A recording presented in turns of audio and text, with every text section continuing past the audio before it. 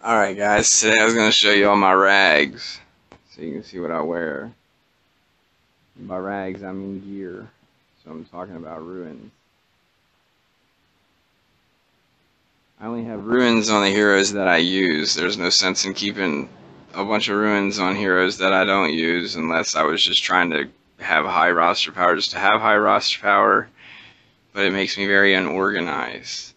I have very bad lag right now, so if it looks like the screen's pausing, it's probably because I'm on free Wi-Fi, because free to play is the way to life.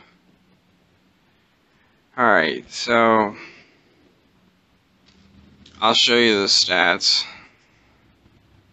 If you want to go back, you can just hit pause and you can see, or my lag will hit pause for you, but you can pause at any time and see. This is an HP shade. I keep my shade on HP because why kill someone when I can hit them at low health and just put fear on them with my first ability. That if we can get our crit chance off of the screen. For the love of all holy. He's like, no, we're gonna put water resistance on there too because this game is awesome. Alright. This move also casts fear. It says scares, but that means fear. So it comes in pretty handy when you don't do any damage to them and you just tap them and they run away like, ah. Alright.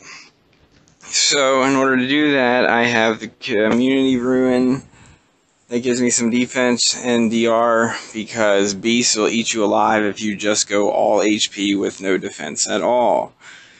Then I have a Vampiric Ruin. I don't remember where I got a lot of these ruins. They're either from events or they're from PvPs. I do not craft very often. If I craft, it's a newer Elite Ruin, or it was a lot of DR ruins, tactics ruins that aren't planners. You'll see what I have in my closet of unused ruins. This is a must-have on my shade. It allows me a Spirit Link on turn 1. I mean, if I thought this shade wasn't as good as shade is and I wanted to use some sort of other team most of the time, but I use shade on 95% of my attacks, if not more, so I want that option. I don't have multiples of these ruins. I only have one that is purple and gives me energy, so it's a must-have. This is I crafted. This is probably the best ruin that I have in my possessions. This is another one identical to the other one. And I do have max epic on shade. Hopper, I usually only use Hopper in the tower, but since he has an epic now, I've been playing with him, and Dungeon Boss has sort of been force-feeding these build your dark heroes events and stuff, so I was able to max his epic pretty fast. And it provides some nice stats. I kinda have him set up as I don't know what the hell I'm doing with him, so he's well-rounded and flexible. I didn't go all attack or all defense or any of that nonsense. I am curious about which heroes in this game can take an Agnon hit if you ruin them the right way, like put it all in life or mainly in life and attack, and see if you can get around having that high defense trigger. But high crit chance is it's great in the tower because you just get to keep going and going and going and going and going. But somehow I got back to shade instead of my Hopper. I don't think I have high crit chance on Hopper because I was using Hopper on defense, which I don't want Hopper to crit on defense, because if Hopper crits on defense, it gives Hopper extra energy, which then throws the defensive AI off, allowing Hopper to go back and do his turn 1 special again when I'm like, hey fool, I needed him to have dodge so that he could survive, not be dead. But, I mean, who isn't killing your Hopper on turn 1 unless you somehow dodge anyway? These are my Hopper stats. I do have high crit chance, like I said. Use them a lot in tower, which Hopper goes nuts on the tower with high crit chance. I have the new steal a buff caster ruin on Hopper. The only time this becomes annoying is when you steal Agnon's buff and then you want to kill everybody and eat them, but you're a statue, and then you can't take the ruin off because of that reason, because how many times do you eat Agnon's ability and then all of a sudden opponent's Agnon tries to dump you on your head, but you're a stone and you survive. So, I mean, it's kind of a toss-up, but for as many feathers as it eats, or should I say steals, it's a blessing. I should have bought the other one when they were in the shop, but I didn't, because I'm poor and I don't have a lot of gems usually because I put them all in raids. The Superior Corruption Ruin, I only guess and hope that it stacks with Hopper already spreading disease with Hopper's ability, because Hopper's ability is not exactly death or disease touch, it just does what disease does, so I was hoping that it would just stack, but if it doesn't, oh well. Hopper's not a high priority. Like I said, I was having fun with him because they put an epic on him. I have the Superior Duelist. This ruin I move around a lot. Right now it's on him just because I'm having fun with him, but I've moved it around from heroes like Ice Bloom, Gore-Tusk, Grog. I've tried it on a lot of people. I'd say it does the best on Hopper. So far, I've seen a lot of people get frozen off coming in contact with my Hopper. And I sort of put this there only, I move this around a lot. This is actually like my Solaris ruin that I move off of Solaris when I'm not using Solaris all the time. Like right now I had Hopper on defense because there was a dark event. I just took him off, but he still has the ruins on like he was on my defense. But by the end of this event, I'm going to end up probably putting him back to welfare ruins just for my tower. But we'll see. Don't quote me on all that. Next up, we got Zom. Zom is the Tower King.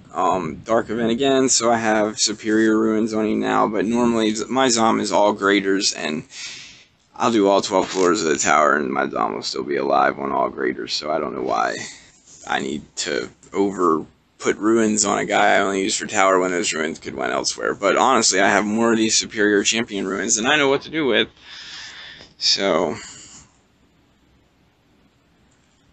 I have 2 of them on him. Got the reduced caster ruin on him because of all the casters that try to beat up Zom.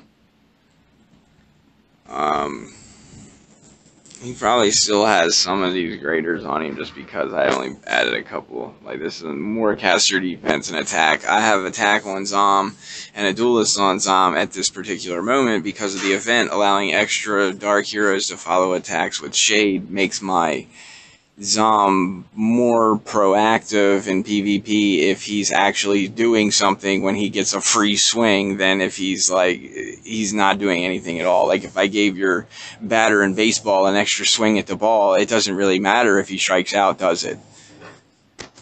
So hopefully he hits something. And I mean, who isn't running a magical guy on their team at this point? So I mean, this ruin's becoming better and better the more I think about it for welfare ruin. You know, of course, the pros and these high guilds, they got all these attack, freeze, whatever I've seen come across. You know, yeah, I don't have all that, but I coulda, but why? Ruin disadvantage is what makes you a better player.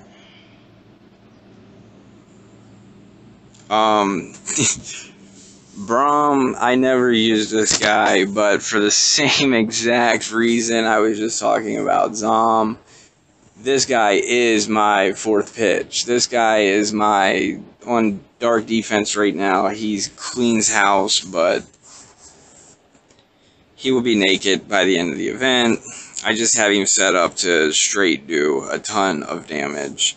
I do have his epic max. I maxed it right before this event and was going to play test with him, and then the event came and I was like, holy shit, Dungeon Boss, quit stalking me. You're always making events about my defense right after I make it and want to test it, but thanks for allowing me to find out that Dark sucks just like everybody knew it did, because It just doesn't have a good enough end game. If your end game is Zom only and everybody dogpiles him, it's over. Whereas, like, if your end game is Solaris only and everybody dogpiles Solaris, hey, guess who come back and brought some more fellow friends with her? Fucking Solaris. I mean, Zom is not exactly equal in end game to Solaris, even though, I mean, both are counterable, but just for potential trying to take the game long, Solaris is an overall better. Iku, probably the best light hero in the game, for me anyway, because my Mero is so weak and, like, it's just not even, he's like 3-star. I'd only be using him for his abilities, but I just have my Iku designed to take a hit, and I have this little Burning Skin skill improve in there. The reason why I have this Duelist on Iku is pretty much the only Ruin that's giving him any damage, but for as often I do on average 300 PvPs a week, and in all my PvPs, I'm telling you, this guy's lightning hits more Zoms and more Solarises than you could ever dream up in one night while you were sleeping before you woke back up, because it's a ridiculous amount. So you slap this Ruin on him, and in the course of 800 PvPs, I will guarantee you reap every single benefit of that 15%. So, I mean, mark my words, if you're not into an attack Iku, either am I, but how many times have you had to click the attack button with him even though that's not why you run him? So one Ruin is not going to have your Iku dead at the beginning of turn 2 unless, you know, maybe you ruin your Solaris to go before Iku so that he doesn't heal. I don't know what you do. Just realize that I have to make chicken soup out of chicken shit, and this makes my Iku kill the right guys at the right times in the perfect situations. Since I've been using him in the Shade, Agnon, Iku, Solaris team as my main attack, I have the Energy Ruin on him. These +1 Energy Ruins are like the holy grail of my Dungeon Boss gear. Like, they are the best ruins that I have. They provide me the most power and resource to close gaps between myself and a higher Ruin player. So, like, a perfect example is, like, Shade being able to Spirit Link turn 1.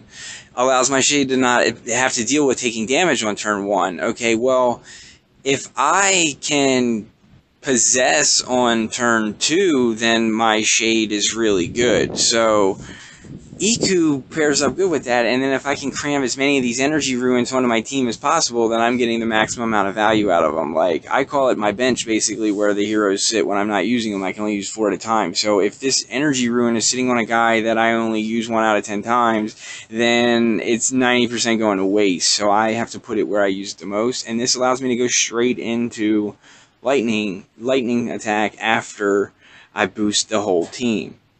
So and this here, this starts with cleansing is amazing, because one thing that can screw your Iku is being on fire at 1 life until it gets cleansed. Another thing that can screw your Iku is just being at 1 life. So, I mean, if you can take a bunch of damage, I mean, that's awesome. But if you can't take less than 1 when you get hit, then you're going to die. So being able to gain, you know, even an 1/8 of your health back just because of having some skilling, having, you know, a regeneration trigger, it's pretty nice. It does its purpose. Whereas I see a lot of people now running this Ruin on their Agnon, for instance. Well, let's duly note that that buff, that 4th mod on your Ruin, is going completely to waste on Agnon, because when he goes into his rock form, he says goodbye to it.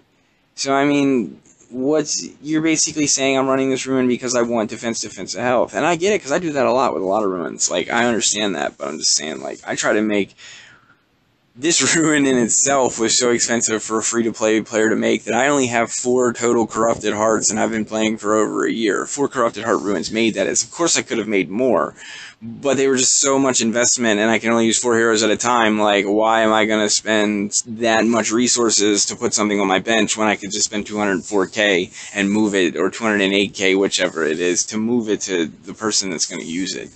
So that's how I see those ruins, and right now I only have one of these blue ones, so it gets moved around a good bit based off whoever is my team. And right now Iku is my team, so he's wearing it also. He's also max epic. Anytime that I see a hero is good, or is being used like in the meta, or is, you know, just showing that it's a powerhouse and that it can compete on like a real level that it's worth investing in, I go right for the epics, man. And it's not for epic level 1 through 6 or 7. Those don't even matter to me, really. It's epic level 10, 11, and 12. Those are like putting a 5th and 6th or 6th and 7th ruin on my guy. Like, they're must-haves. Like, if all of a sudden Zom becomes good, like once upon a time he did, and mine's at epic level 1 or is, you know, 2nd ascended, I like the fact of knowing, like, oh my gosh, he's all of a sudden good. Okay, cool. I can just make mine good tomorrow because I was ready. I didn't know it was going to be Zom tomorrow. It could have been somebody else, but I was ready and prepared for the next best thing because that's the way the game flows, like a river going down, you know, a stream, and it's got different, you know, things that it hits. Well, I want to be prepared for the next crash. And the next crash could be, oh my god, you know, Lily takes over the world. So yeah, well, cool, my Lily's ready. So, I mean, thank Darth Craig, shout out to him, because, you know, he put a Lily YouTube video up to show everybody else that Lily is great, and I'm glad he did that because it gave other free-to-play players and other pay-to-play players that weren't aware of the option to get ready before Lily became a good thing. So you already might have had her 6-star and got you active and got you playing again. So we'll see. But most people seem to be quitting, but I don't care. I keep passing them, so we'll see where that goes. You're going to start to notice that I have high health and high crit chance on most of my guys. And the reason being is if I don't, it's going to waste. So, I mean, the stats there for a reason, you know, like some heroes, they work better off. My little Han, he has my one and only superior precision ruin on him because after this event, I'm going to work on trying to build a new defense of Shade Hopper, Lady Nimrel, and Han Suk. And I want him to basically just be... I want to smack the teeth off of somebody who comes into my defense thinking that my defense is just a pushover. That's all. And it starts with this because I spent 4,500 gems for it, and then like the next day they're like, it doesn't mean shit. So, we'll see. We'll see. I wanted to buy more, so I'm glad they didn't put it in the shop, and I have like 10 of them that I don't use. My Shadow Blade is basically like, he doesn't hit very hard anymore, so he's basically like the Koros killer. He really only comes in on like those Gortuz Koros teams that I'm just like, what is this crazy weird concoction they got here? I don't want to get blown over by this Koros, so goodbye Koros. I use him in the tower when people die. I don't have his epic max, but I never really use him on my attack teams. I mean, if he wasn't killing things in one hit, like if Koros lived and my Shadow Blade whacked him, I'd probably be pissed off and come level up my epic on Shadow Blade. So, but for the most part, I usually check Koros' green ruins, since that's the only real place that you can put a lot of survival on Koros, and you can't even really squeeze much in there. I mean, don't get me wrong, you can make a Koros that can take a hit. You have life on 3 reds, and you have, you know, defense and life on your green, and you pair him with Gortuz. That guy's taking a hit. Like, I've seen it. So I run into one, and next thing you know, I'll have a Shadow Blade that's max epic, but it hasn't went down like that. So far, everything goes the way that I usually plan on it going. So he's only got a little bit of an 8,000 attack, but he gets the job done. One thing I noticed is people will put crit chance on their Shadow Blade. I do not really suggest putting crit chance on your Shadow Blade, since his first move crits all the time. It says critical rate in the first word. Like, like if I'm guaranteed to crit, then this crit chance sort of is like a waste of space. It could have been something else, like damage versus, you know, whoever I don't like. Maybe legendary, since Solaris sucks, but anyway, Solaris doesn't suck. I use her too much. But so does everybody. I use whatever works. I am excited to test Lady Nimrel. I have ran into some that were like, what in the heck is this lady doing? She's getting haste, taking extra turns, killing guys, one-hitting Solarises. Like, is it just because she has Furnace, or is it because, like, I don't know. So, I usually find out the hard way, man. I ruin it up and go get some. You know, to lose is to learn. But I still usually only get about 11 to 20 losses. If you see me with 20 losses on the Boss 100, you can bet I was switching ruins and trying some shit. Now, you see me with, 10 ruins or less, or 10 losses or less than 10 losses, and you can bet I was, trying to maximize my gems or something. Like, maybe I'm saving up for something I got planned that week. So I'm like, dude, I can't afford to lose. Or if I'm gonna, test anything, I always test when I don't have a streak at all. That way my loss doesn't really hurt me at all. So, I mean, losing when you have a streak, it hurts way more than losing when you don't have a streak. And my motto is fight everybody, fight them on the right, look forward to someone beating you, because a 50 streak is a small price to pay for a good game of Dungeon Boss, because it's rare that I get one, because a lot of times you could have a good match going and the AI just does something stupid, like your opponent's Shade could have just attacked your guy on the left and beat you, and they attack your guy on the right and you win, and you're like, what the hell is this? Like, I'm sure we've all been there, or you get into a fight and their Shade comes out and attacks your Solaris, and you're like, come on, man, I know I was going to beat him anyway, but, like, can't you at least not do what a human never does? Like, we hit Solaris many times with our Shade when it's because we don't want to hit the other person, not because we think Solaris is the perfect target for Shade, like. And that happens so much that, yeah, defense and AI makes, when are we going to get some live battles where you just can pick a person's dungeon or something? I don't know. I'm not much for developing. I just have an opinion, and most people probably don't agree. So if you don't agree, you can just let me know that you don't agree, and you can comment your opinion, and I'll let you know what I think. Or try to.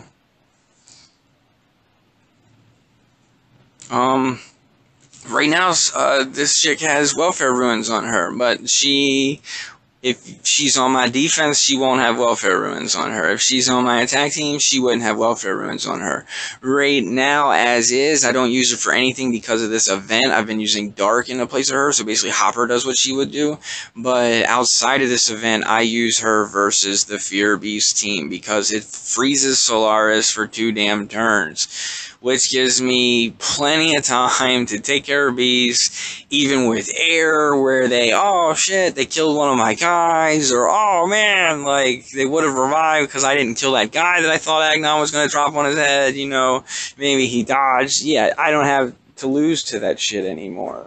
Like, now it's over. Now it's a whole different story, so we'll see where that goes. But for now, she's on welfare ruins until Hopper comes back to welfare ruins. When Hopper goes on welfare ruins, she can have his little freeze ruin and stuff. I move this focus ruin around, like when I play test with Koros and stuff, trying to see how skill works on Koros. But skill HP is a very good ruin to have, especially people underestimate the value of HP ruins when Solaris is really good, because Solaris only gets Fury based off HP loss to your allies, which means the more health your allies have, the more Fury you can generate for Solaris in a given match, which means the more revives, the more percent chance of just coming out on top, because my Solaris can do more shit. Like, imagine if I kill one of your guys and your Solaris can revive the whole team versus I gotta kill 3 of your guys to make Solaris revive the whole team. Like, that's a pretty big difference that most people don't consider. But, we're on Ice Bloom and we're talking about Solaris, but maybe that's because a lot of people would pair their Ice Bloom with Solaris. I usually don't. If I'm bringing Ice Bloom, she is my endgame. When I say endgame, I usually speak of Ice Bloom, Solaris, Hopper, maybe. Like, that's an end game. I have her Epic Max. I do not have her 6-star. I will get that eventually, but I got like hot on her for a moment when I seen that, you know, I think it was Basham or someone that told me, you know, to freeze Solaris when she's giving you a problem, and I always thought to myself, I never really used freeze because I just thought freeze sucks, because Igorok has been a piece of shit since I've been playing, and I've been playing for a year. He was like the last hero that I wanted to star up, just because I wanted to make that statement that I thought he was the most overused piece of garbage, meaning every defense that I ever would mess with every 10 minutes through level 30 through like 70 had an Igorok on it, and it was a free win, because it was almost like anyone who tells you that Igorok's good, it's like, you know, they made Shade one day, right? I mean, Shade would exist before I got here, but I guess, you know, players before me didn't realize that Shade existed, because Igorok has sucked ever since then, and I don't know, maybe people will figure that out one day. But then I got stuck into thinking that freeze just in general sucked. Like, why just leave one guy alive with Solaris and you can do whatever then? But that's hard to do when some of these guys that everybody's using, like Rogrogs or Lupinas or Koroses or whatever, have retaliate. It's hard to just say, oh, I'm going to leave one guy alive with Solaris, and then that one guy smacks one of your guys that have retaliate, who gets pissed off and turns back and smacks that guy and kills him, and now Solaris is like, bring back the whole team, you lost your streak. That is not the way that I like to do business, and that is the way that I was doing business until I started freezing.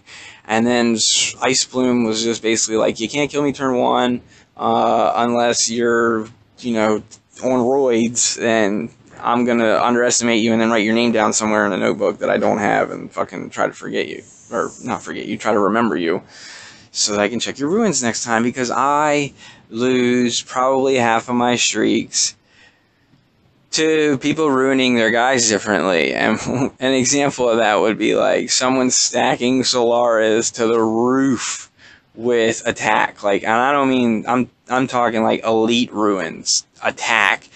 And then you're just like, la-di-dee-da-di-da, I'm gonna hit this guy with this guy and that guy, and then you're like, oh, the guy you plan to hit that guy with, your Agnon, is now a pile of fucking rubble because Solaris just fucking KO'd him. And you're like, what, that's never happened. I've fought 90 fucking Solaris teams just like this, and it's never happened. And it's like, yeah, well, did you read this one's ruins? Oh, no, you didn't. Well, then guess what? How did you find out it was Elite Ruins? It was KK Maz's team, or whatever the hell their name is. I can't remember. I'm just spitballing here. But other than that, I'm going to show you all the ruins that I keep in, like, my stock. The reason why I keep these heroes empty, for example, like, it's going to come, you're going to understand better as I show you that if I decide that I want to make a team tomorrow, it's already naked, and then I can just go through all the ruins that I own and be like, I think out of what I got left, like, that's what I call welfare. Welfare to me is when I had to use ruins that I have better ruins. Like, I own better ruins. I could have used a better ruin in that place, but some other hero is using it. So you get the welfare, you know, like, in real life. Like, the rich guy's eating the good food, so you get the welfare food if you're on welfare, however that works. But, I can't get welfare. Anyway, this is how I call this. This is a very cheap way to build your Furno to do everything I need my Furno to do. So maybe you need your Furno to do the same things. Maybe you need other things out of your Furno.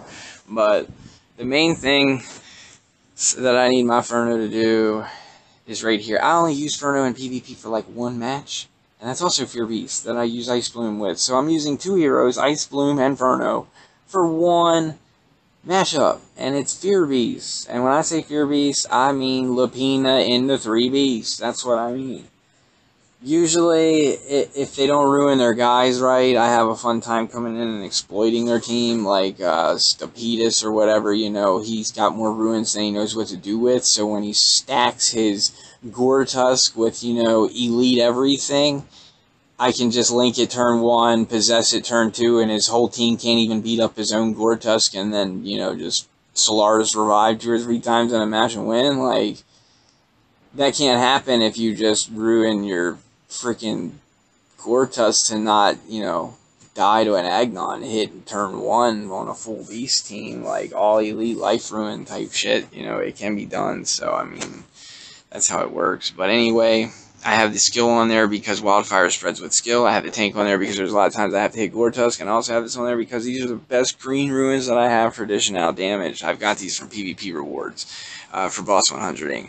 I happen to have a greater tactics ruins on this guy because, as I've showed you before, I'm nuts about critical chance, and what people probably forget to know about Furno is that his normal basic attack, when it crits, it will spread burn. So being able to make it a 50% chance when I do my normal attack that he burns is a good thing for me. Now, when I see other people's heroes online, like Furno, they have him decked to the roof. He's got more energy, and he's probably doing his specials every single turn. Well, I don't, and I use him for one fight, and sometimes I use him in the tower if my Zom dies, maybe. But if I seen that I needed Furno for more, I'd use him for more. But right now, Shade just does everything I could ever ask for, like a god. Like, Furno is just, he's got one cool thing, he debuffs, and I mean, they keep making more stuff to make him cooler, but at the end of the day, like, to me, Shade's just still way better route. I Possess Your Guy turn 2 is better than anything Furno's doing, in my opinion. This ruin is, I only have 2 of these, and you don't understand how much it pains me that I only use this guy for one fight, and I have this ruin on him, and I only have 2 of these ruins, and this is like the best yellow ruin that I have, and I would love to use it elsewhere. So I have one on him and one on my Solaris, and if I didn't have it on him, it's usually on my Ice Bloom, or whoever I'm using on defense, or it's on something else, it's on somebody. So, I mean, that's the way I use that ruin. And then this one here does damage, so it allows him to hit for more damage, and becomes exactly what. Nah.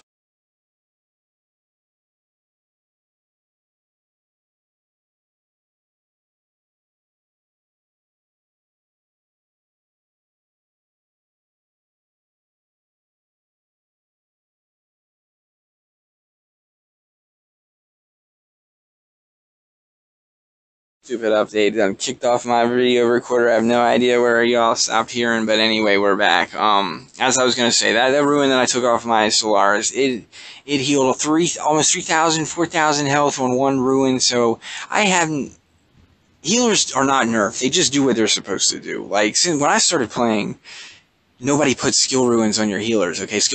People didn't know what a skill ruin was even for, okay? Like, oh, I thought they're supposed to heal more, but your guy was healing to full health every time you clicked the heal button, so it didn't matter if he had 1,000,000 skill or 1 skill, right? Like, he just healed. So, I never had to put a skill ruin on a healer until everyone else said they nerfed healers. And then everyone else was crying that healers are nerfed and my healers feel fine. But when I say my healers feel fine, it's because I don't heal very often. Like, Solaris is the only healer that I really use for healing. I used to use Nub Nub on a Goblin team until they came out with the gold sword, and then it was like, what? I can use my PvP team! Like, so, who knows? There's a lot of things I don't know. I'm always stay tuned. I've been playing a game for a year that's still not even finished. Like, half a dungeon boss isn't even done yet. Like, what is going on? Updating every time they download these new updates, like the one currently going on, and it's like new heroes and new game content. I'm like, sweet, maybe today is the day they done Dungeon Boss. And then every time I log in, I remind myself I'm not one of these nerds who's up to date and all this little like clan stuff they do on information that's going to be released before they release it, so that everybody knows what the hell's going on before I do. Like, yeah, I get it. If I cared, I should be trying to get that same information too. But I'm trying to play a game. I'm not trying to, do financial consultant work for a game that I'm not getting paid for. So, I play on free Wi-Fi and I watch, 10-hour loading screens. Like, I'm going to create my own religion. Loading is going to be against my religion. Cold toilet seats will be against my religion. Pretty much the shit that nobody likes, and we all know it, and we just keep on going every day like it don't exist. Like, come on, man. Like, I remember when people were debating over, like, the PlayStation 1 being better than the N64, and when you try to argue with someone, you'd be like, the N64 doesn't have a load, man. It doesn't have a load. And people would just be like, whatever, mine's got better graphics. It's like, make that argument now, and people will be like, what? It doesn't load? Sold. like, come on, like, bring the cartridge back. If it takes away the loading screens, damn it, I'll carry a cartridge on my back the size of my backpack if my phone never has to load. Like, what is going on? Like, That's all that's going on, I guess. You want to carry less, you gotta carry that weight. One way or the other. Tap to play at Circle the Sun before I enter the game. Back to my ruins. I was at Solaris, so she's probably like halfway finished, I guess, in my mind. Since, I mean, like, she's clearly not on welfare ruins. I mean, she's wearing some of my goodies, so, like, you know, skill ruins, they took a lot of my resources to craft.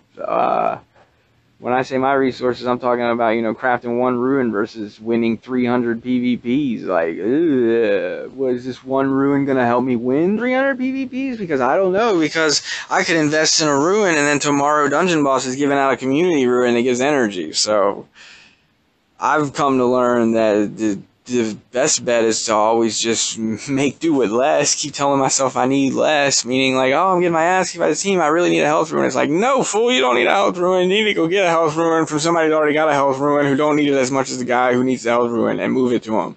That's what you need. You don't need to go crafting no damn health ruins.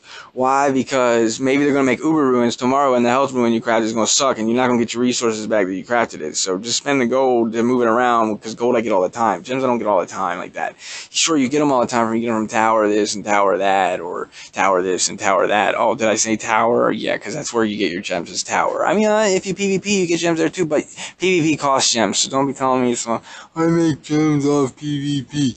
Cool, because you get to Legend 1, and then you just sit there for the week, and you make a bunch of gems. Okay, and what are you doing, man? You crafting ruins for shitty heroes? How? That sounds like fun. I'll get right on that wagon. Psych, I'm gonna PvP until Dungeon Boss shows me something more fun to do on this thing. And I could have swore I took off Solaris' ruin, but maybe that's why the game glitched out. They were like, wait, he's going to show everybody that a healer can heal. And they were like, the Illuminati just shut down the program for us, guys. I'm sorry. I'm so sorry. So yeah, let's go back. I'm going to show you exactly what I said. Fucking replay of the same thing, basically. Excuse my language, by the way, guys. I'm not trying to impress anybody. I just feel like everybody thinks you gotta pay money to win, and I'm here to show you guys that the ruins that I have all come from PvP, meaning save 60,000 honor and buy them like the rest of us poor folk, man. What are you doing? Don't be scared to put your gems into the raid machine. It's like playing slots in Vegas. You just gotta hit the button a few times. You know, you don't always win, but hit the button. Hit the button. Keep hitting the button, man. I built my whole account on honor, okay? I can make 60,000 plus honor a week every single week. Where do you think that honor goes? If you look at my trophy count, all those trophies came with honor attached to them. And that honor goes into where I got my stars, since I don't get it from guilds. I don't get it from summons. I don't get it that way. I get it from the PvP shop. I'll buy every token that I ain't got. How about that? Because I got honor to just dump on anything. Oh, ruins? Yeah, well, you see the ruins that I got. They're mainly all from the honor shop. They're all from getting boss 100 or from paying 60,000 honor. Alright, so Solaris can heal 10,006 to everybody on the team. I remove one of these ruins with 600 skill, and all of a sudden Solaris can only heal 7,000 and some, which is 4,000. Almost 4,000. It's like, come on, you loading lag.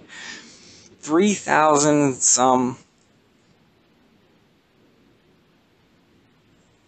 Yeah, that's 3,200 health from each one of those ruins. Basically, that's like 6,000 health that a guy who doesn't have skill ruins ain't getting. No wonder his healer's nerf. Like, come on, man.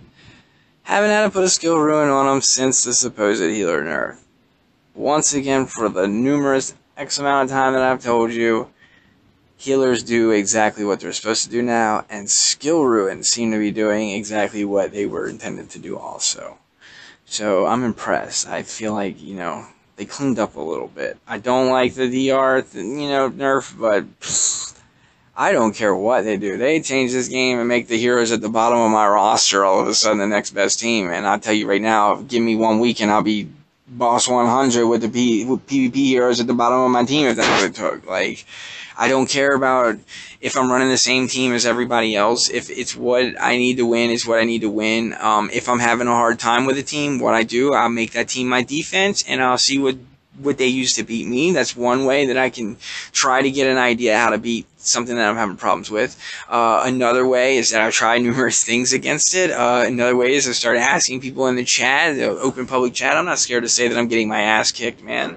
You know, I'm clearly not the top dog on the game in any aspect at all. I don't have the intentions to, but I see that I'm still, you know, capable of more than my peers, so I want to give my contribution in any way that I can. And if my way is just to pave the ground for someone to see that it's possible that, like, oh, hey, I want to get involved in a game, but I don't want to spend a lot of money. Look, I found this game on Google. Nobody pointed it out to me. I just was like, oh, I want to play a game, and this game turned out to be, like, better than Pokemon. Not because they designed the game better than Pokemon. The reason why it's better than Pokemon is I'm 30, almost 31 years old. I'll be 31 this coming month. You think that's attractive when you telling somebody, you know, yeah, man, I'm gonna go back home and play some Pokemon, you know, man, I'm gonna pull out my DS and get down. Nah, but after I get done handing you the blunt back and I tell you I'm going to play my dungeon boss, I'm a boss, alright? I'm a boss. I'm 30-some years old, I'm a boss when I play my video games. I want to feel like a boss when I play my video games. Dungeon Boss works for me. Why? Because if it's in my pocket, it doesn't require much from me. Like, sure, it's always notifying me, telling me I need to come play, but when I get into a video game, I jump in, and if I'm sitting in front of a desktop, or if I'm sitting in front of, you know, an Xbox, I'm almost confined to a jail cell, whereas if I'm playing a phone game, I can be taking a shit at McDonald's and all of a sudden I want to get my crowns done. You feel me? Like, that's why I like Dungeon Boss. Now, maybe you guys got different reasons why you like it, or why we're playing a game that's trying to compete, you know, in a market with all these other top-notch games, which I think would do better if people knew about Dungeon Boss. So, I mean, somebody send me a t-shirt and I'll wear the son of a bitch that says, go play Dungeon Boss, alright? Because Dungeon Boss is a great game. This little Zerk guy down here, he only has any ruins on him at all because I just recently done one more of the dungeons that I need for boss mode that requires you to use only goblins. I have one dungeon left and it requires me to use heroes like Balog and Yasmin or something, so yeah, that's why I don't have all my dungeons done. But for the most part, I try to 3-star the ones on boss mode. All I have to say about campaign, even though I'm not supposed to be talking about campaign, I'm supposed to be talking about ruins, but it kind of correlates, is that,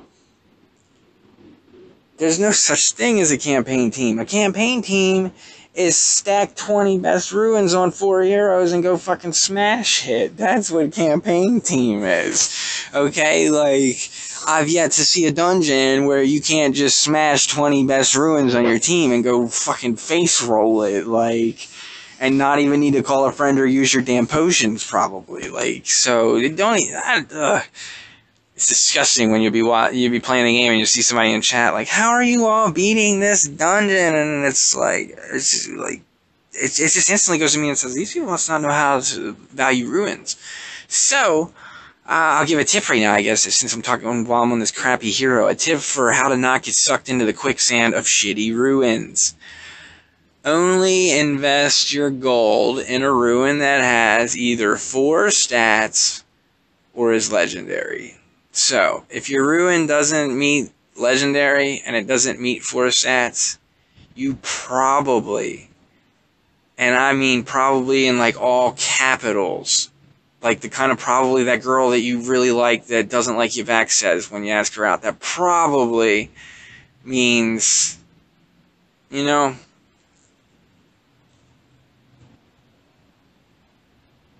I forgot completely what I was saying. Oh, yeah. It probably means you put your gold in the wrong one. So, don't do what my girlfriend does and level up your 3-star greater power ruin with attack crit chance and put it on your guy and then wonder why when Dungeon Boss starts giving you free superior ruins just for logging in and doing one dungeon, you ain't got no gold to level them up. It's like, well, I mean, I can count a lot of gold that you salvage for shards. You know, like, what? So I'm sure there's other people that are out there getting it. And I'm not saying that just because a ruin has 4 stats, it's good. I'm also not saying just because a ruin is legendary, it's good. What I'm saying is, if it isn't legendary, and it isn't 4-statted, it probably isn't good.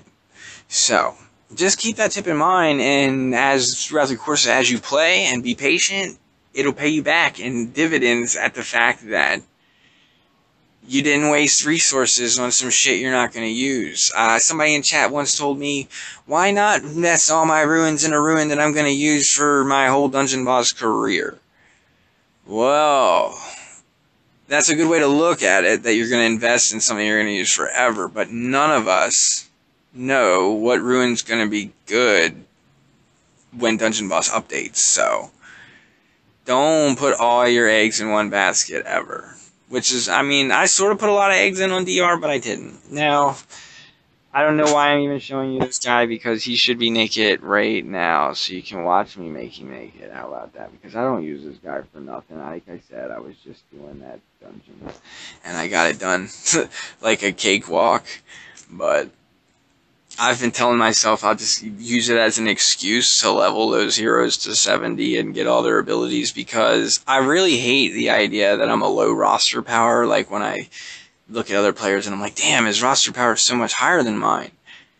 And I don't do that for any particular reason other than give me a fucking reason to level my guy. Give me a reason to use that shitty guy, and my roster wouldn't be so low.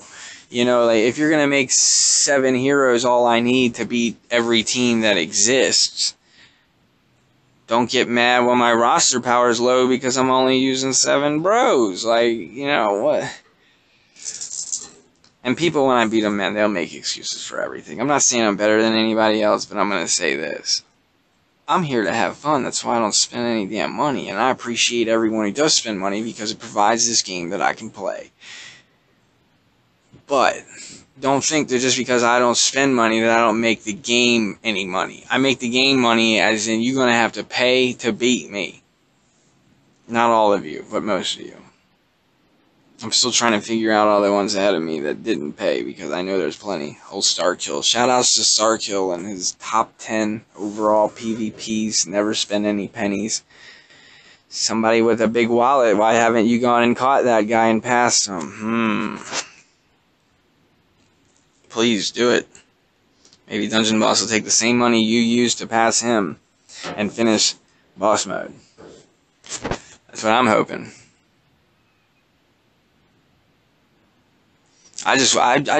One thing I wish they do, since we're talking about ruins, I wish now that they had Elite Ruins that they'd start making a boss that was like, I actually had to think and use my damn team to beat, and he had a chance to drop like a superior ruin that might be useful.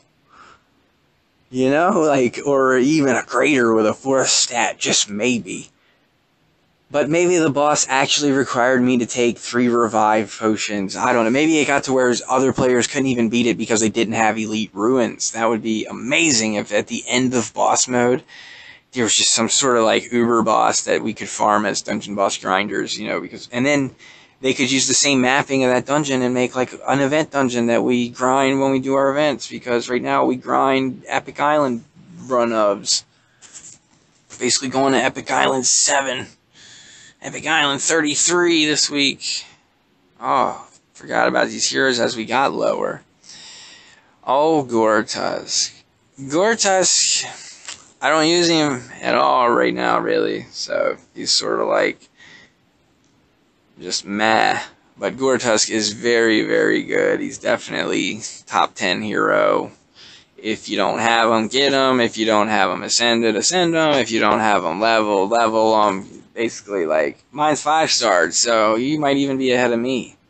I'm trying to get there. I am a big pro person of DR on Gortusk, mainly because he provides DR to his allies, not to himself. And he already gets defense boost through the roof because of his setup, like, as being designed. So, giving him DR, I feel like I gotta put my DR ruins that I spent my, treasures on somewhere. So he's a great candidate. I stack him up with some DR, trying to put just a little bit of attack on him, so that way after, Momentum 4, he can actually matter when he hits somebody. I do have the electric skin ruin on him.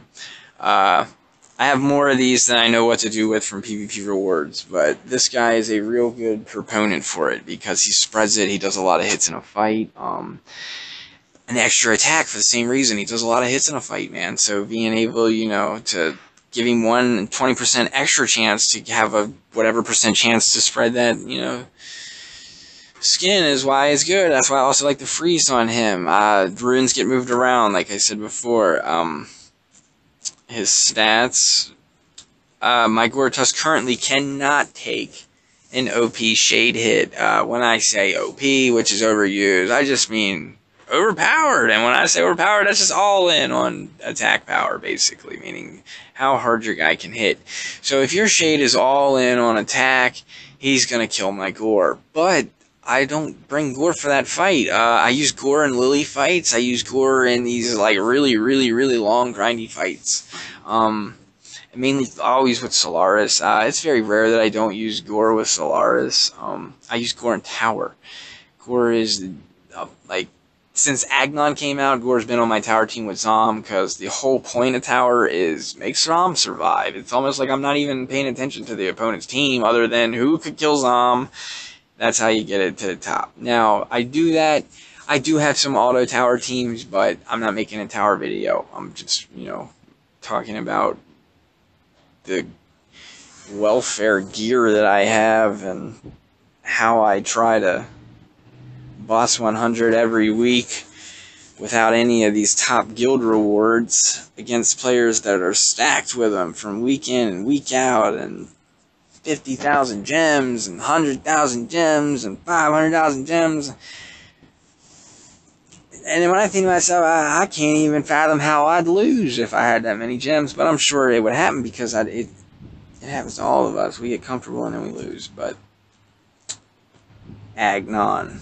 My Agnon might be a little different than everybody else's Agnon. One thing that I've come to learn about Agnon is the damage. Like how this rune is 15% damage to Rogue. He uses these damage mod runes better than any hero in the game right now. And how I learned this was people actually went ham on Lily Inferno recently. Or maybe not even recently. They always were, and just recently the meta has, you know, Agnon come into it, and it allowed them to now have a KO'er to put on their teams, you know, to where Lily Inferno could be really good. So I figured it out with this rune right here. There were elite, you know, I used to have the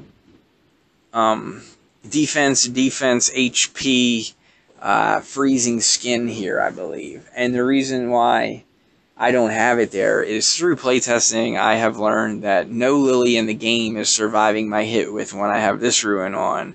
And elite life ruined Lilies were surviving when I had the defense rune on. So I am now all in on all four. This rune is the only, so let's start here. This rune, this rune, this rune, this rune, and this rune.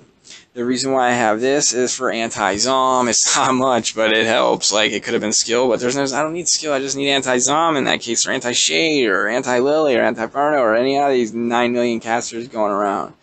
I have this so that I can go straight into bop, bop, bop, you know, and back do his thing. Like, it's an amazing spot for this. I love the HP because I run him with Solaris a lot. I'm trying to fill her Fury. I also love the HP because against, you know, noob Agnons, I can usually take a hit and stuff.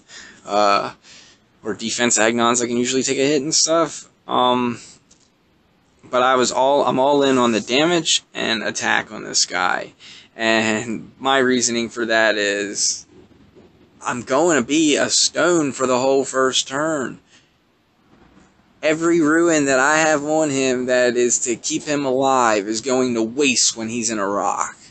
Because that's the purpose of the rock, is to keep him alive. So I'd rather just basically know that I've got a guy who's going to knock you the fuck out like Mike Tyson, sitting inside a rock that you can't hurt, instead of knowing that I got a guy who's like Muhammad Ali sitting inside a rock that can't get hurt. Like, Muhammad Ali don't need a rock to not get hurt. He sting and he move, okay? Agnon with defense on, he don't need a rock to not get hurt. So that's a different strategy. If you need your Agnon to not die, not get hurt, you want to, you know, plummet, then maybe that's why you have defense on your Agnon. That's not why I use Agnon, okay? I use Agnon because I Shade Possess on turn 2, which means I link on turn 1, and I kill your guy with my Agnon on turn 2. If your guy does not die, it defeats the whole point of my team.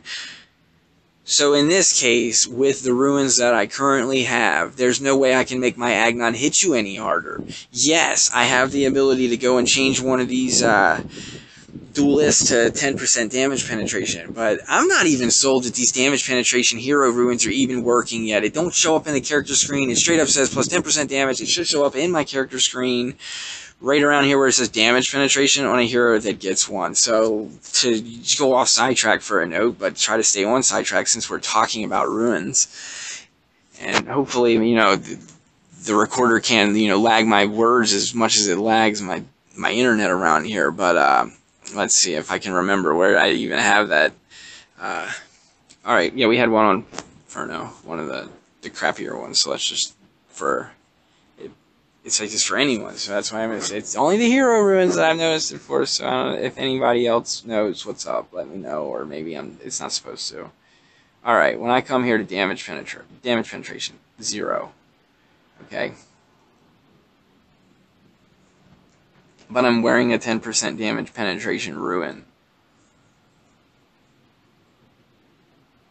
Right here. So, I don't know if the programming actually has these hero ruins damage penetrations counting. So I'm not sold yet on moving on to my Agnon. That's how better safe than sorry I am, because my Agnon's been killing things. Don't get me wrong, there's still times where, for whatever reason, I don't kill somebody, but that's what I was talking about earlier, and was I'd like to know these breakpoints on what can take an Agnon hit and what can. If you guys are investigating that in your guild or whatever and you figure it out, I'd love it if you shared information with me. I do not have line. Why? Probably because I'd spend more time bullshitting online telling other people how to play than I would winning.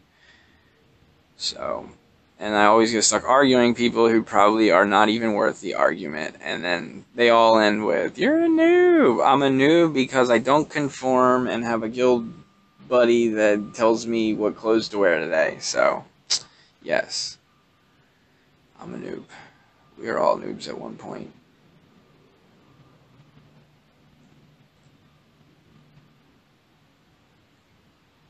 I plan to make more videos too. I just want to start out with showing you guys my rags. Then I'm going to show you guys how, who, how, what I PvP, what I do. I'm very lazy. I smoke too much weed, too much shatter, eat too many edibles, and all I do when I get on a game is PvP. So it's be pretty taxing to make videos, but I mean, I'm currently 85th in the world PvP, which means I must be doing something right if I haven't spent any money, and I wish I had a recorder that I could have showed you guys the whole trip along the way, but I couldn't, so now I can just kind of get you caught up to speed. That, you know, you're watching content from somebody who is, I'm not equipped with the means like, you know, Starscream or Darth Craig on goodies to be able to provide you content with, but I will look for something to show you on what I'm doing that, you know, other people might not know about that they want to know about, so that they can have fun too, because I mean, I hope we're all playing this game for the same reason, to have fun.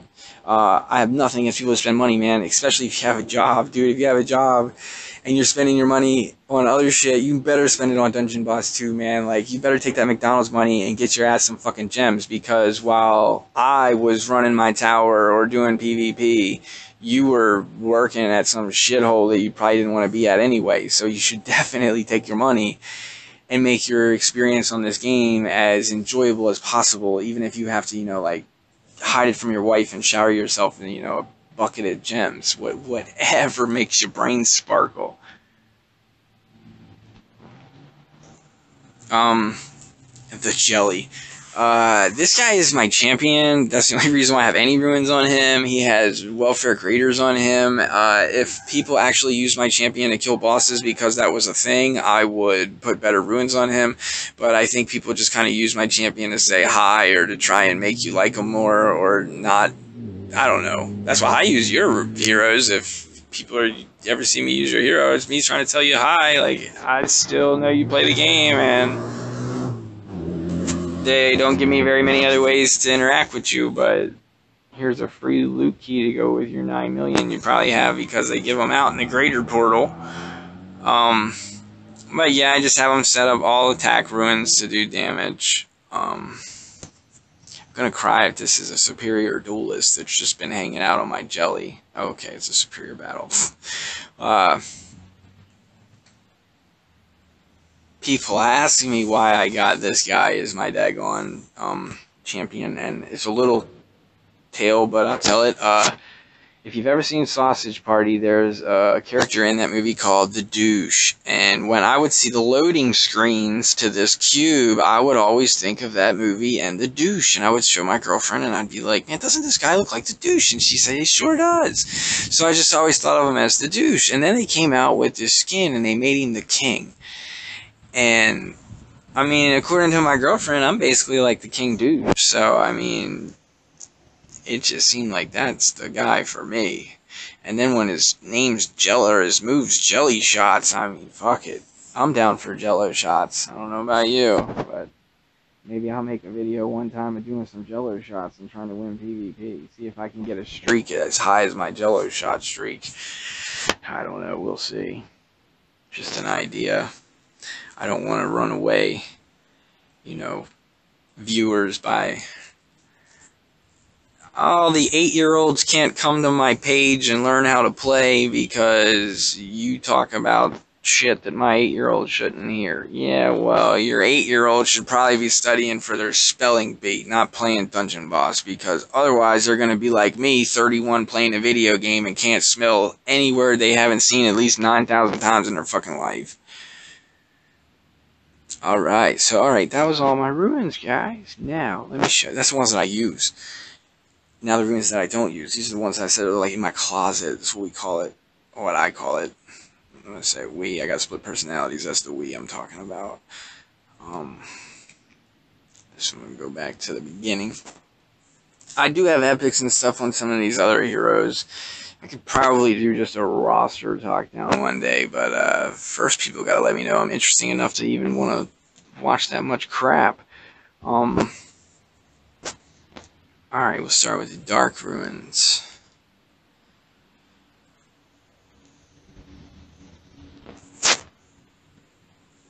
And it's like, I think currently with my 2 Elite Ruins, the highest ruin power team I can create is 5-6, so every time I go against 5-8s, 5-6s, 5-7s now, I'm going to start trying to record them because I'm using 5,000, 5,001, 4,009, 5,003, you know, teams to beat these guys. And I used to say ruins were the most important thing in the game, but I'm starting to lean towards more the updates are the most important thing in the game.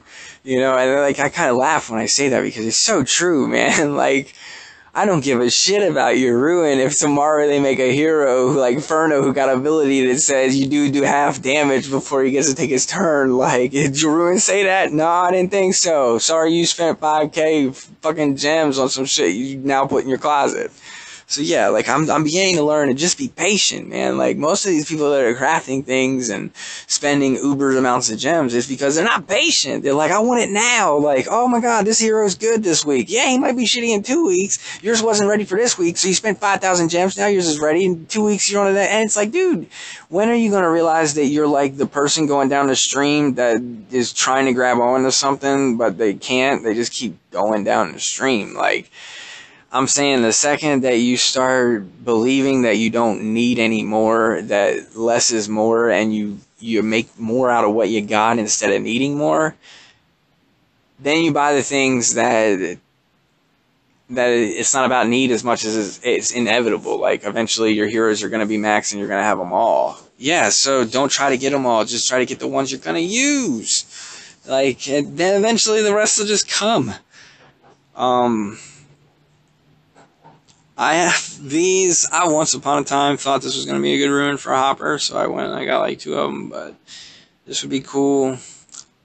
A lot of times I just think about salvaging a lot of these because I don't use them. But the only reason I hang on to them is because I'm scared one day they might say roster power actually matters, and then I'll be like, oh my god, I gotta put all these gay ruins on these gay heroes just so my roster power won't be gay. Wow, that's logical. But as is right now, I feel like this game is PvP or bust, and by bust I mean don't have fun. If you're not PvPing, you're probably not having fun with the game. If you're not having success at PvP, you're probably not having fun with the game. If you're quitting the game, it's probably because you don't have fun PvPing. Biggie 9. The dog's trying to wander off. This is a very good ruin. I do use it a lot. It gets moved around. It's currently in the closet because of the Dark Event. I use more power ruins than defense ruins because my guys are swinging in for free hits. I don't want to swing in with free hits with my pillow. I'd rather swing in with my fist. So, once again, another good ruin that I move around. I got some power. Yeah, of course these ruins could be on heroes, but I like having them right here, easily accessible to where if right now I wanted to go like playtest Kozar, you've just seen like I got some stuff to work with, like, and my Kozar's naked, so it's like, bam, he's for 1 million coins, I can make any hero on my roster ready to go in and smash somebody's shit up. So that to me is power all in it of itself, because like if all these ruins were scattered throughout my heroes, you've seen how slow my loading screens are. I couldn't imagine like, oh, I need to go find that defense HP lifesteal ruin to put on my guy. Oh, which hero was it on? I don't know. Oh, it's purple though. Let me go check some purple ruins. And man, I'll be 30 minutes in before I even got my damn guy ruined. Like, this right here, this is an easy way to keep your shit organized. Now, yes, I'm sure I wasted a lot of gems moving shit, or not gems, a lot of gold moving stuff back and forth. But I'm not wasting that gold on ruins like other people that I'm not going to use. Like, all these, like, every ruin almost, or 70% of the ruins that I'm showing you right now, this is all money wasted. If it's not on a guy, then it's money wasted, right? So, but at the same time, you can only use 20 ruins at a time anyway. So, don't make 21 corrupted heart ruins if you can only use 20 anyway. You feel me? Like, people are all, I need more hearts so I can make more ruins. It's like, dude, eventually you're gonna have hearts that you don't know what to do with because you got more heart ruins than you know what to do with. So unless you're trying to roster out your whole entire inventory with these heart ruins so that they can make better heart ruins next year, I don't know. We all got a different way of playing, but now you guys are going to see, like, this is my workshop of when it's time to build teams. It's time to figure out what wins. And on average, I would say, in my year of playing, they do a pretty consistent job of making me need 10 or less heroes to beat any team that exists. And there have been times where I will admit I've been stumped. I was stumped in the Shade Hopper Grog Solaris meta to where, yeah, I could make my own Shade Hopper Grog Solaris team too, but it wasn't getting me a 70 streak. It wasn't getting me an 80 streak. It was getting me a 20 streak or a 17 streak, and I went through 60 losses before realizing that, you know, Stonefist could hang. I don't remember. It was Jesus Zombie from Justice League that at first told me, you know, look into Stonefist. And my Stonefist had no epic at the time and, you know, wasn't even 6-star or anything like that. And I just spent like 3 days maxing out my Stonefist and started dropping Shade Hopper, Grog, Solaris meta like it wasn't even a thing. So, I mean, we do get stumped. And how did I get out of that stump? 60 losses, you know, and then it clicked. So, I mean, you lose and you learn, like I was saying earlier. I was only aiming for this video to be like longer than 10 minutes. I'll probably edit it and splice, so if you hear choppy shit throughout it, you know what happened. I had people interrupting me. Like I said earlier, I'm on free Wi-Fi, so like I had people asking me for times, and my dog's, basically been hanging out the whole time at the ground. So I'm gonna try hard to make more videos, but we will see what comes. Maybe the trolls will just make me want to go commit suicide instead of making any more videos. They'll talk about my voice, or they'll do whatever. Because, I'm all pro game for it, because I don't really care, because I wasn't expecting anything. So, these are all ones I need to salvage out of there, but that's my dark. I was fed a lot of dark, I feel, from PvP, like those champion ruins, anything that even says champion. I basically could go back, if I took time off when I'm not on a video, and I pull out a notepad and I go through all my ruins, I've probably, without counting the tactics, probably only ever crafted like 10 ruins. Because my motto was, I'd rather make boss 100 and get a free one than craft one. But then it came down to where the ruins they're giving me for PvP rewards were the same ones, and they only filled certain roles that you need it done in PvP. Like, when you need to take a hit, it doesn't matter how many legendary duelist ruins I give you, it's not going to help you take a hit. So, that's what led me to be where it was basically like, my career of ruins was free ones from boss 100, buy ones for 60k, do events requirements to get one, and then craft cheap lessers improve, tactics, and then craft superior planners. So that's how I did my ruin setup. And then I paid the consequences when they, nerfed the planning. Or not necessarily nerfed it, but it's just made it to where you couldn't do what I was doing with it, which was surviving forever. You'll see I have improves that I hang on to, mainly because I don't have superiors that hang out with those stats or something, Ruins like this, though, wasted my monies on. I wish I didn't, you don't know this stuff. You don't know that graders are going to be nothing once elites come out, unless they have a fourth stat that matters. Lots of lesser 10s. I'm not getting rid of them. Even though I remember back in the day, it cost me 250 gems to put 5 lesser 10s on Emily and become invincible and just take down, 5 level higher teams just because I couldn't take any damage from 4 guys on their team with my Emily.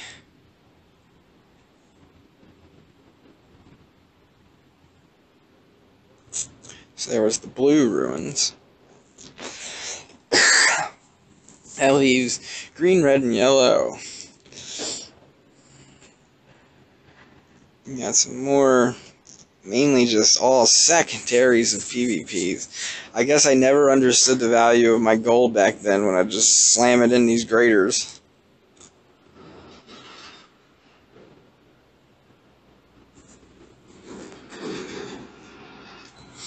Aegis' ruins are actually, they used to be amazing if you could have 4th stats on them. Now the DR is not so big, it's more about life ruins. I think life ruins and bulwarks and skills are pretty much the only ruins that matter besides champs and rewards. I really, really wish I had a superior or more than one superior of these, but every once in a blue moon it seems like when the good ruins come into the PvP shop, I got a broke down car, or a starter that needs replaced, or my phone smashes and breaks, or I can't find the internet that week, or I'm in the desert and there ain't no internet. So, I've been robbed many times of decent ruins that I know I could have had, but at least I am not any of you poor souls out there who did not get your energy ruin for your shade. If you don't have a purple energy ruin for your shade, I'm fucking sorry for you, man. I'm sorry for you.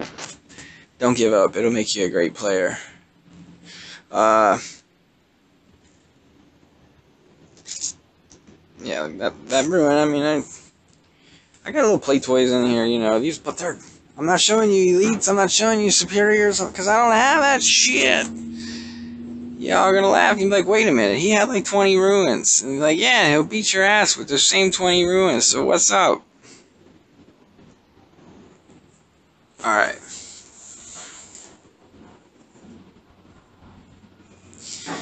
Yeah, I didn't get a 4th stat on that Elite Life ruin, but I told myself before I even started crafting it, if I see life, it's getting maxed. So we got yellow and red left.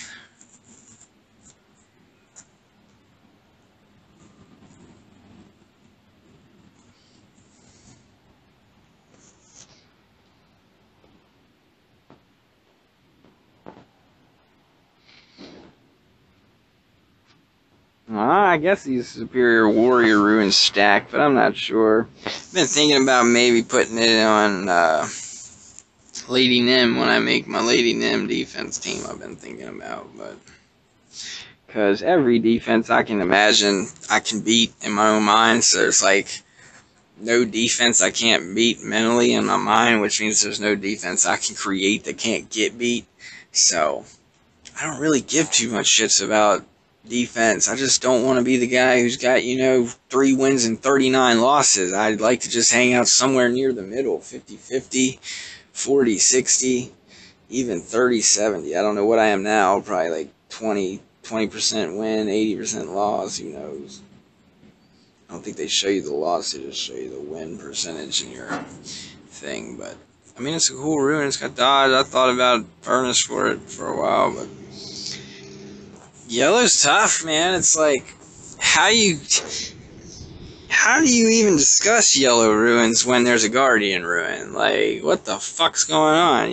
Like, oh yeah, dude, I need this lesser 10. Oh, I can wear this guardian.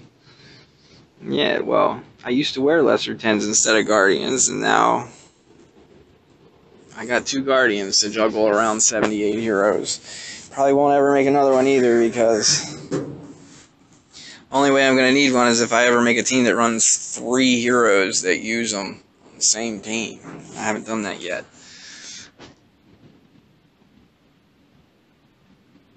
I forgot to show the reds.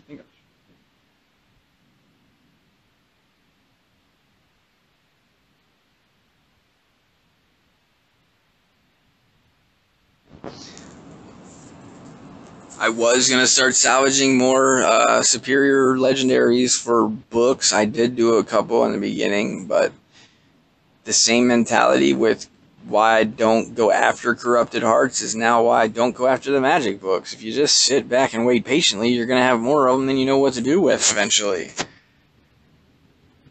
So why rush yourself to that point? This is a little hidden gem. This used to be my most highest damage yellow ruin until I got that superior for 4,500 out of the shop.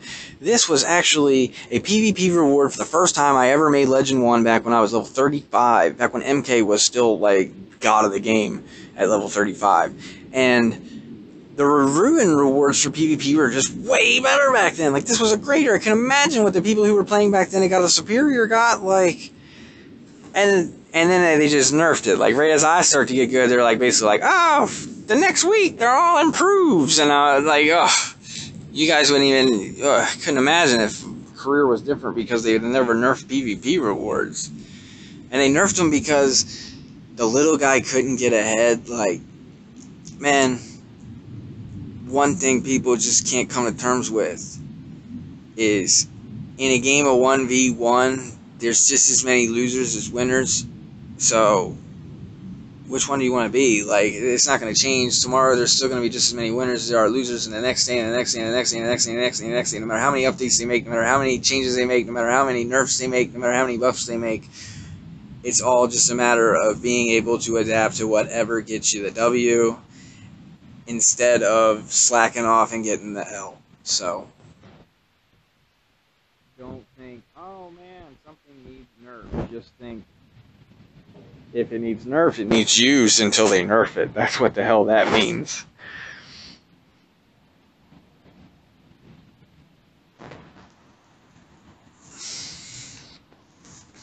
When our guild starts performing better, my ruins will start performing better. But until then, I'm gonna hang with the group I got, and we're always expecting new guildies to jump on board, and we do top 100 usually. Any event I feel like top 100ing. If I actually play, we top 100 any event. So that's not really positive to me that one player with 5 or 6 people just doing their quests can push a guild into a top 100 on an event. What that shows you is the monopoly that's happening with guilds, meaning all of the players are in 10 guilds or less that matter. Like they're killing the little guys. So the only way that that's ever going to stop is if more people like myself are basically just like, you got enough people in your potato guild already. You got enough people in your Justice League guild already. You got enough people in your guild already, okay? So don't send me any more mail about joining your guild. You don't need me. You need competition. If you don't have competition, you don't grow. If you consume your competition and make it your buddy, you don't grow. Okay? So the reason why it's so boring is because we've got 5 guilds all trying to see who can be the best host to the next bum to join their guild. I don't know what's going on. Like, get 2 guilds, get 3 guilds, and prove that yours is better than somebody else's. Not that, you know, it's monotonous. I don't even know. I shouldn't be able to do that. There should be 100 strong guilds in a good game, don't you think? In a game where 5 million people downloaded the app, shouldn't we have 100 solid guilds, not 5? But that is what it is, you know. Anyways, red is my last set of ruins here. You're going to see more tactics. You're going to see graders. I know I've rambled on a lot in this video. I'll try to edit it down and cut out some shit. And probably my cursing will be cut out a lot. And maybe I'll get better as the videos go. But for now, though, you guys see what I'm working with.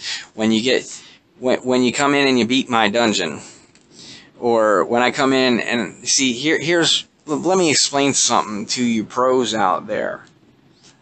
When you beat me, it don't mean shit because I am on rags. But now when I beat you, I beat you with rags. See how that's a win-win for me? Like, even when I lose, it don't hurt my feelings.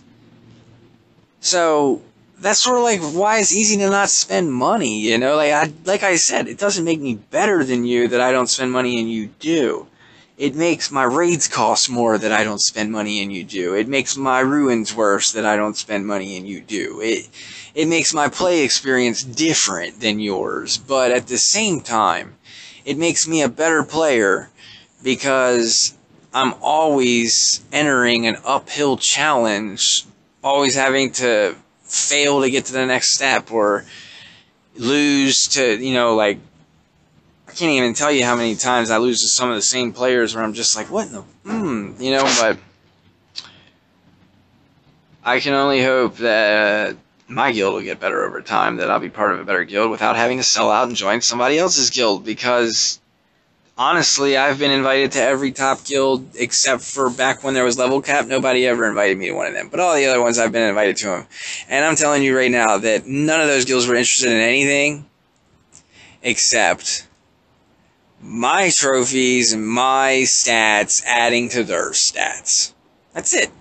They don't give a shit about me, who I am, what I think about their guild, what I think about guilds, what I think about the game. They don't give a shit. They're just basically like, hi, you got a lot of trophies. Hi, you got high numbers. Hi, you want to join my guild so I can be in 5th place instead of 4th place, or instead of 3rd place, instead of whatever place like I am now? You can join my guild, make me go up one. Nah. Why don't you just keep your guild as it is? You don't need me. The rest of the world need me to stand up to you. So I have fun sticking a name on Boss 100 that ain't one of the top 5 guilds. I love that it says free to play next to my name on Boss 100 or on Top Overall 100. It's a shout out to all you money spenders out there. Come get me, man. Hit the raid button. I know raids are easy. I know the only reason why I'm passing you is because I'm doing all my gems into raids. I'm still doing less raids than you guys and passing you, but if you did even more raids, like, Papar, I'll never catch you. Which, I used to think that guy, he sucked ass, because his record's always shitty and shit, but the more and more I play, I can't blame the guy for having so many losses each week. When you PvP so much, it becomes like a part-time job, and if you're like me and you don't want to read ruins, you lose a streak and you don't even give a shit because you got 500,000 gems and you're just going to build another one. Like, that's why you get 70, 80, 120 fucking losses in one season of PvP.